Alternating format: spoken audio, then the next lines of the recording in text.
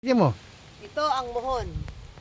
Nakatapat sa punong langka ang muhon. Ayan. Kaya lang yung sulok na yun. Walang muhon. Hanapin mo. Hanapin nga natin, Teresa, yung muhon Hanapin dito. mo. Hindi ko makita. Hindi ko makita eh. Kumuha tayo ng patpat. Parang tapat-tapat sa rapi eh. Ayan o.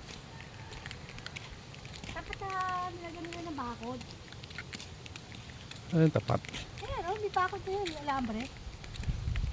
Hindi nga. Dapat andyan yung muhon. Dapat na lagyan ng muhon. Dapat ang muhon. Nandito siya. Ikaw 1 meter na to. Ganyan.